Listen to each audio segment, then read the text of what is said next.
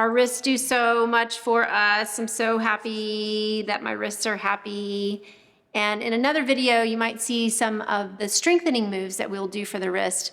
But these are to open up the tension or to release the tension in the wrist. We want to, sometimes the wrist really holds a lot, especially if we do a lot with our hands or different computer work, or we have to keep our wrists in the same position. And so tension can build, and sometimes there can be an imbalance in the use of those 8 carpal bones here in the wrist. So this is just a quick little self-care to check out and hopefully help improve the glide and improve the range of motion in your wrists. So we're going to start with just a little bit of flexion and extension in the wrist. And just notice what you notice. You might check it out in both hands just to see the differences of working one versus the other. And then where in that range of motion is your wrist the happiest? And you might say, well, it's fine in both directions, no big deal. If that's the case, just pick a side. If it really feels like it goes further in one direction than the other, let's start on that side. So we're going to start in the happy place, and then we're going to push out of that. And in our push, we're going to use about 10% or less of our actual force. So it's a very small amount. And the reason that we're using a small amount is so that the brain can recognize what's happening at the wrist, and we're not overriding it with more muscular effort, which probably got us in this not happy wrist issue in the first place. So let's go into our favorite place in that range. Pick a side if you don't feel like there's any preference. And then hold, with your opposite hand, hold it there and see if you can push away. So you're pushing in the opposite direction.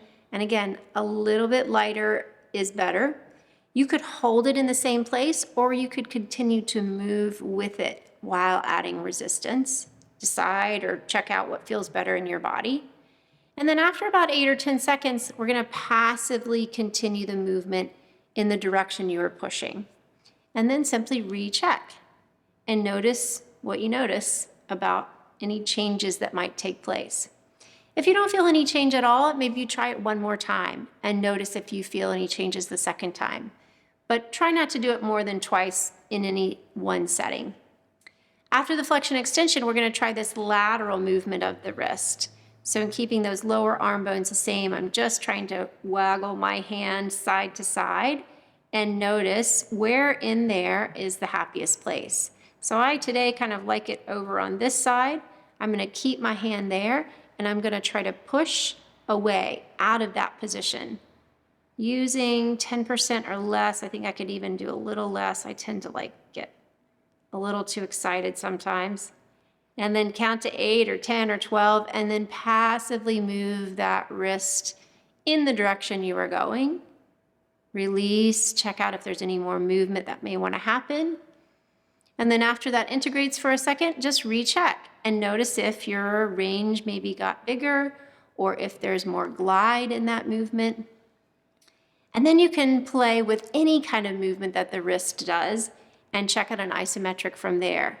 So maybe there's a little bit of rotation there, a little bit of flexion, lateral bending that you can combine to say, oh, when I put my wrist in this position, it feels really lovely.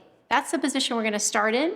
And then you get to decide which dimension or direction, how you want to push out of it. So I'm going to keep my hand here, and I'm going to push in this direction to come out. Same idea, 10% of your force or less, about 10 seconds or so. Maybe you go to the halfway mark so you have room to passively move through. And then recheck that movement of your wrist.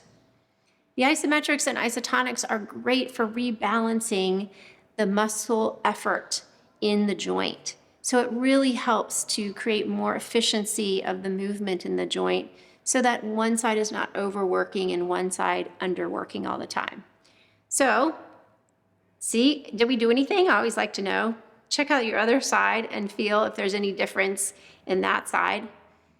And then hopefully you can go check out the same thing on the other side and play and explore with isometrics on the opposite side. Here's to happy wrists. Enjoy.